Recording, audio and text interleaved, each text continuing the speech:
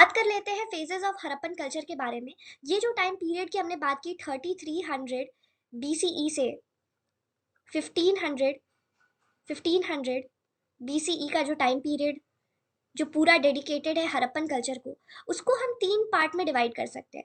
Early Harappan phase, mature Harappan phase और late Harappan phase. सबसे ज्यादा जो एडवांस्ड और डेवलप था वो था आपका मेच्योर हड़प्पन फेज, लेकिन इसे बेटर कॉम्प्रिहेंड करने के लिए आपको अर्ली हड़प्पन फेज की भी बेसिक अंडरस्टैंडिंग होनी चाहिए और लेट हड़प्पन फेज की भी। तो आइए बात करते हैं अर्ली हड़प्पन फेज की।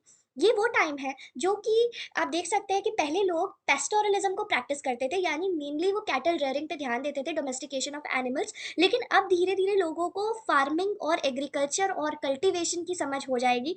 फार्मिंग उन्हें इंट्रीग करेगा, फिर धीरे धीरे आप देखेंगे वो एग्रीकल्चर में कन्वर्ट होगा। तो इस तरीके से एग्रीकल्चर का डेवलपमेंट हो रहा है, तो हमें छोटी छोटी फार्मिंग कम्युनिटीज का जन्म होते हुए दिखेगा।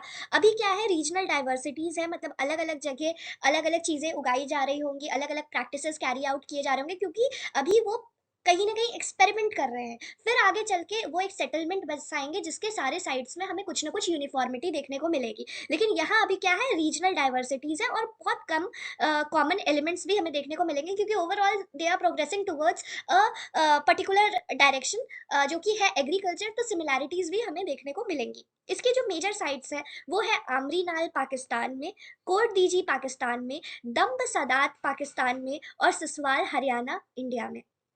अब मैच्योर हड़प्पन फेज, इसको तो पूरा ही हमें डिस्कस करना है, पर यहाँ पे कुछ बुलेट पॉइंट्स में देख लेते हैं। पहला अर्बन सिविलाइजेशन था, पहली शहरी सभ्यता। टाउन प्लानिंग हमें देखने को मिलेगा, जाहिर सी बात है, टाउन है तो प्लान्ड होगा, सिस्टमैटिक होगा, स्ट्रक्चर्ड होगा। यहाँ हमें कुछ इंपॉर्टेंट इंफ्रास्ट्रक्चर भी देखने को मिलेंगे, जैसे ग्रेनरीज, यानी जहाँ लोग अपना अनाज स्टोर कर रहे हैं, यानी उन वो कहीं ना कहीं अब अपनी जरूरत से ज्यादा प्रोड्यूस कर पा रहे हैं। क्योंकि अगर सिर्फ उनके खाने भर का होता तो उन्हें ग्रेनरी बनाने की जरूरत नहीं पड़ती, वो कंज्यूम कर जाते, खरीदते और कंज्यूम करते। लेकिन अब इसका मतलब उनके पास सरप्लस हो रहा है और अपनी नीड से ज्यादा वो प्रोड्यूस कर पा रहे हैं। ग्रेट बात, जो कि हम देखेंगे कि इंडस वैली सिविलाइजेशन की एक बहुत इंपॉर्टेंट साइट है मोहेंजो दारो, वहां पे हमें देखने को मिलेगी ग्रेट बात, एक बहुत इंपॉर्टेंट इंफ्रास्ट्रक्चर है। हाउसेस देखने को मिलेंगे जो अभी तक हमें इससे पहले मड और रीड के टेम्पररी सेटलमेंट्स देखने को मिल रहे थे, अब हमें पक्के घर देखने को मिलेंगे। कुछ कुछ घर में इवन हमें स्टेयर केस भी मिलेगा, जिससे हमें पता चलेगा कि शायद ये वन से ज्यादा स्टोरी का ये बिल्डिंग था। सबसिस्टेंस स्ट्रैटेजीज, तो अलग अलग फूड प्रोडक्ट्स हमें देखने को मिलेंगे। जो पहले सिर्फ इंसान हंटिंग और गैदरिंग पे डिपेंडेंट था, अब वो काफी तरह के सीरियल्स, लेंटिल्स वगैरह प्रोड्यूस कर पा रहा है और नए नए एनिमल्स को डोमेस्टिकेट भी कर पा रहा है। जो कि बेसिकली हमें पता चलता है हमारे आर्कियो बॉटनिस्ट और आर्कियो जूलॉजिस्ट के रिसर्च से। आर्कियोबॉटनिस्ट हमें प्लांट रिमेन्स के बारे में, सीड्स के बारे में बताते हैं, और आर्कियोबॉटनिस्ट, अरे सॉरी, आर्कियोजूलॉजिस्ट हमें बताते हैं एनिमल रिमेन्स के बारे में। फिर यूज ऑफ बर्न्ट ब्रिक्स, यानी कहीं ना कहीं जो लोग थे उन्हें कंट्रोल्ड हीटिंग के बारे में जानकारी मिल गई कि किस टेम्परेचर पे हम ईंटे को पकाएंगे तो वो पक जाएगा और टूटेगा भी नहीं। तो आज के समय में जो आप भट्टा कहते होंगे जहाँ पे ईंटें बनते हैं, तो उस समय इसका कॉन्सेप्ट आना शुरू हो गया था ब्लास्ट फर्नेसेस का, जहाँ पे कंट्रोल्ड हीटिंग करके लोग अपनी ईंटों को पकाते थे। फिर क्राफ्ट प्रोडक्शन, यानी अब बेसिक जो नीड्स है, बेसिक रिक्वायरमेंट जो है, रोटी कपड़ा मकान, वो पूरी हो गई। और अब लोग अपने लेजर टाइम में अपने स्किल्स को यूज करेंगे, जैसे कॉपर के डिफरेंट डिफरेंट ऑब्जेक्ट्स बनाएंगे, ब्रॉन्ज फिगराइंस हमें देखने को मिलेंगी, टेराकोटा यानी बेग्ड ब्रिक का हमें कई सारे टॉय देखने को मिलेगा। तो अब लोग अपने लेजर और अपने, मतलब आज के समय में जैसे आप कह सकते हैं को करिकुलर एक्टिविटीज पे भी अब लोग ध्यान देंगे। फिर बात करते हैं इंटरनेशनल ट्रेड की। तो हड़प्पा का जो कंटेम्प्रेरी सिविलाइजेशन था वो था मेसोपोटामिया, इजिप्ट और चाइना। तो सबसे ज्यादा जो ट्रेड हमें पता चलता है हड़प्पा का वो है मेसोपोटामिया के साथ। ठीक है, इसके बारे में भी आगे पढ़ेंगे, मेसोपोटामियन टेक्स्ट के बारे में। मेसोपोटामियन टेक्स्ट में काफी कुछ लिखा गया है हड़प्पा के बारे में। और बेसिकली हड़प्पा को मेलुहा मेलुहा कहा गया है, मेलुहा, MELUHHA। और इसके जो मेजर साइट्स हैं वो है हड़प्पा, मोहेंजोदारो जहाँ पे ग्रेट बाथ मिला, छनुदारो, कालीबंगन, धोलावीरा, बनावली। जिसमें हड़प्पा, मोहेंजोदारो और छनुदारो जो है वो पाकिस्तान में है, और ये बाकी सारे जो है वो इंडिया में है। लेट हड़प्पन फेज, इस समय फिर आपके रूरल फीचर्स दिखने लगेंगे, और ये जो टाउन्स और सिटीज और इतना जो डेवलपमेंट हुआ है वो कहीं ना कहीं डिक्लाइन हो जाएगा। इसका क्या कारण हो सकता है, इस पे भी डिबेट है, बहुत सारे रीजन हो सकते हैं। कोई भी नेचुरल कैलामिटी आ सकती है, या धीरे धीरे वो जो जगह है वो एरिड हो रहा होगा, अब वो उतना सूटेबल नहीं रहा होगा एग्रीकल्चर के लिए, ट्रेड वगैरह हमें डिक्लाइन होते हुए दिखेंगे। जो अभी मेसोपोटामिया लिख रहा है हड़प्पा के बारे में कि हम उनसे ये सामान ले रहे हैं, अब वो धीरे धीरे खत्म हो जाएगा। साथ में इसे कहा जाता है पोस्ट अर्बन हड़प्पन फेज, यानी कि जब ये अभी भी हड़प्पन कल्चर चल रहा है, अभी भी हमें वो सेटलमेंट्स देखने को मिल रहा है, लेकिन अब उनमें वो बात नहीं रही। अब वो क्या है, वो जो अर्बन फीचर की हम बात कर रहे थे, जो प्लानिंग, जो सिस्टमैटिक पूरा इंफ्रास्ट्रक्चर है, वो अब हमें मिसिंग दिखेगा। और अब हमें क्या दिखेंगे, रूरल सेटलमेंट्स और रूरल एक्टिविटीज पे हमें फोकस दिखेगा, रूरल एक्टिविटीज पे। ठीक है, तो अर्बन फीचर इसका गायब हो गया। इसके जो मेजर साइट्स है वो है आपका स्वात वैली जो पाकिस्तान में है, झुकर, रंगपुर, लेट ससवाल और सिमेट्री एच, ये सारी जगह मेजर जो साइट्स है वो लेट हड़प्पन फेज के एग्जाम्पल है। इस स्लाइड में आपको 3 मैप्स दिख रहे होंगे।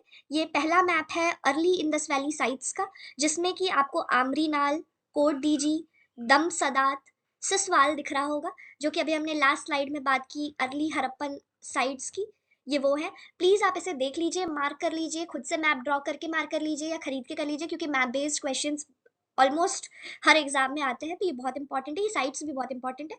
सेकंड आपका ये जो मैप है ये है मेच्योर हड़प्पन साइट्स का, मेच्योर हड़प्पन साइट्स हैं ये।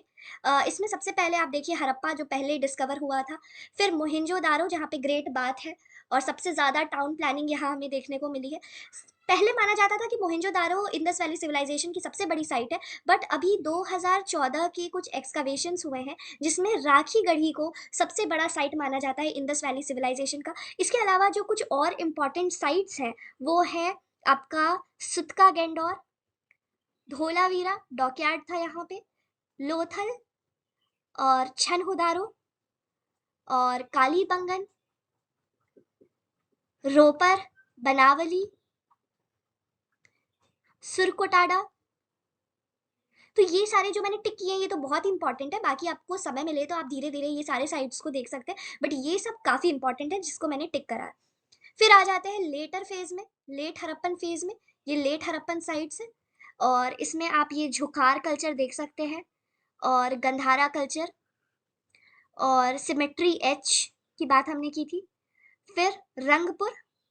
तो ये सारे इंपॉर्टेंट आपके कल्चर्स हैं और लोकेशंस हैं, इसके बारे में हम आगे पढ़ेंगे इन डेप्थ में कि ये कैसे ये कल्चर्स डेवलप हुए। जब इंडस वैली सिविलाइजेशन डिक्लाइन कर गया तो ये मल्टीपल प्लेसेस पे आप देख सकते हैं अलग अलग कल्चर का जन्म हुआ, तो इसे भी आप देख लीजिएगा और याद कर लीजिएगा।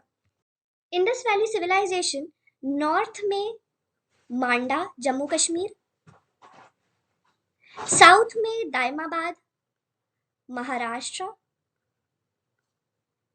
वेस्ट में सुतका गेंडोर अफगानिस्तान, और ईस्ट में आलमगीरपुर यानी मेरठ उत्तर प्रदेश तक स्प्रेड था।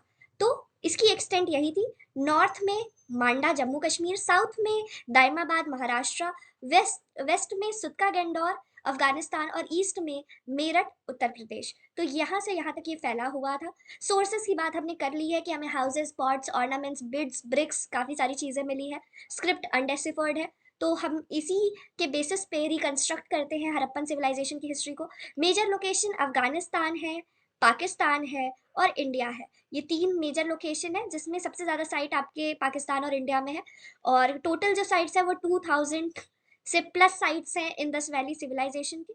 पाकिस्तान में जो मेन एरिया में ये जो स्प्रेड है वो है सिंध और बलूचिस्तान, और इंडिया की बात करें तो Punjab, Haryana, Rajasthan, western fringes of UP, Gujarat. यहाँ पे हमें ये मेजर लोकेशंस, मेजर साइट्स हमें यहीं पे देखने को मिलेंगे इंडस वैली सिविलाइजेशन के। अब हम बात करने जा रहे हैं discovery of Indus valley civilization, major excavations. आखिर हमें कैसे पता चला कि हमारे बीच में एक हड़प्पा नाम की सभ्यता है? तो इसकी शुरुआत होती है 1861 में, जब ASI archaeological survey of India की नींव रखी गई और सर एलेक्जेंडर कनिंघम को इसका पहला डायरेक्टर जनरल बनाया गया। 1875 में इनके सामने एक बहुत इंपॉर्टेंट इंसिडेंट आता है जो कि माना जा सकता है अर्लीस्ट एनकाउंटर किसी व्यक्ति का हड़प्पा के एविडेंसेस के साथ। इनको पता चलता है कि जो लाहौर से लेके मुल्तान तक रेलवे लाइन बिछाई जा रही है, वहां से कई सारे ईंटें चोरी हो रहे हैं मैसिव लेवल पे। जब ये साइट विजिट करने जाते हैं तो इनको एक हड़प्पा की सील भी मिलती है जिसपे करीब 6 साइन और कुछ एनिमल मोटिव्स होते हैं। लेकिन वो इसको देख के इग्नोर करते हैं क्योंकि इनको ऐसी किसी सभ्यता की जानकारी ही नहीं थी। तो इनको ये लगा कि ये ऋग्वेद पीरियड का होगा, अशोका पीरियड का होगा, आगे आगे पीछे किसी भी टाइम का होगा, लेकिन इन्होंने हड़प्पा के बारे में नहीं सोचा। लेकिन एक बात जो इन्होंने नोटिस की वो ये थी कि यहाँ से करीब इतने ईंटें चोरी हुए थे कि उससे 100 मील रोड बनाने के लिए पत्थर बिछाया जा सकता था, ईंटें बिछाए जा सकते थे। तो ये एक बहुत इंपॉर्टेंट बात है क्योंकि इससे आप सोच सकते हैं कि कितना मेजर डिस्ट्रक्शन हुआ होगा हड़प्पा में, कितने सारे इंपॉर्टेंट हमारे सोर्सेज गायब हो गए। अगर वो हो सकता है हमें मिले होते तो हम और बेटर वे में रिप्रेजेंट कर सकते हैं हड़प्पा को। तो कहानी की शुरुआत यहाँ से होती है, लेकिन इसमें बहुत सारे ब्रिटिश आर्कियोलॉजिस्ट और इंडियन आर्कियोलॉजिस्ट ने कंट्रीब्यूट किया, जिसमें सर जॉन मार्शल का भी नाम आता है। ये डायरेक्टर जनरल थे एएसआई के 1902 से 1928 के बीच में। और इन्होंने, जैसे कि आप देख रहे हैं कि अलेक्जेंडर कनिंघम ने कहीं ना कहीं इग्नोर कर दिया, ध्यान नहीं दिया। और आखिर एक आर्कियोलॉजिस्ट का काम ही क्या होता है, हर एक माइन्यूट डिटेल पे ध्यान देना, लेकिन कहीं ना कहीं इन्होंने ये मिस कर दिया, जिसको सर जॉन मार्शल ने किया। इन्होंने काफी सिस्टमैटिक एक्सकवेशन कराई। पहले जो लोग बस जा रहे थे और कोई भी एविडेंस उठा के ले आ रहे थे टूटा फूटा, वो सारी चीजों को इन्होंने करेक्ट किया। और अब ये रेक्टेंगुलर एक्सकवेशंस कराते हैं, मतलब हर जगह को पहले वो कुछ टुकड़ों में ऐसे बांट रहे थे, यहाँ के एक्सकवेशन हो रहे थे, केयरफुली चीजें यहाँ से कलेक्ट की जा रही थी, फिर यहाँ का हो रहा था। इससे इन्होंने क्या किया, काफी अच्छे से चीजों की सॉर्टिंग की और हमें प्रॉपरली एविडेंसेस मिले उसके। फिर आते हैं सर मॉर्टिमर व्हीलर, इनका भी काफी इंपॉर्टेंट रोल है। ये डायरेक्टर जनरल रहे एएसआई के 1944 से 48 के बीच में। इनकी बुक है my archaeological mission to India and Pakistan. फिर बात करते हैं अर्नेस्ट मैके की। ये भी काफी इन्होंने रिसर्च किया मोहेंजोदारो पे। इनकी बुक भी है further excavations at Mohenjodaro, early in the civilisation.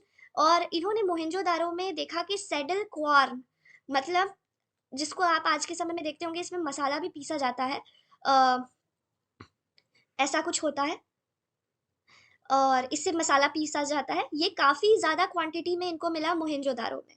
तो ये बात इन्होंने नोट की और इसीलिए इनका भी काफ़ी मेजर कंट्रीब्यूशन है। फिर बात कर लेते हैं, फाइनली हड़प्पा की खोज हुई 1921 में दयाराम साहनी द्वारा। इन्होंने फाइनली हड़प्पा की खोज की 1921 में। फिर अगले ही साल रखालदास बनर्जी जी ने खोज की मोहेंजोदारो की 1922 में। फिर धीरे धीरे ये प्रोसेस चलता गया और आप देख सकते हैं NG Majumdar, Chanhudaro, Amri, RS Bisht, Banawali, Dholavira, JP Joshi, Surkotada, BB Lal Rangpur, A Ghosh Kalibangan, YD Sharma Ropar Alamgirpur, S R Rao Rangpur Lothal, Suraj Bhan Rakhigarhi 1963, और George F Dales Balakot, R L Stein Sutka Gendor, ये सुतका है, सुतका गेंडोर, और रजल अहमद कोट दीजी, एम एस वत्स रंगपुर। और इसमें एक बहुत इंपॉर्टेंट नाम आता है जॉर्ज, सॉरी चार्ल्स मेसन का, जिन्होंने हड़प्पा पे सबसे पहली टेक्स्ट लिखी। और इनके टेक्स्ट का नाम था narrative of various journeys in Balochistan, Afghanistan and the Punjab. तो आप इसमें एक नाम लिख सकते हैं कि भले ही उन्होंने एक्सकावेट नहीं किया, पर काफ़ी इम्पॉर्टेंट हमें लिटरेरी सोर्स मिला जिसमें काफ़ी मेंशन था हड़प्पा के बारे में, चार्ल्स मेसन। और दूसरा आप एक चीज़ नोट कर सकते हैं, मैंने आपको बताया भी 2014 में काफ़ी ज़्यादा एक्सकावेशंस हुए हैं आपके राखीगढ़ी में। और इसमें एक बहुत इम्पॉर्टेंट नाम आता है, वो है वसंत शिंदे।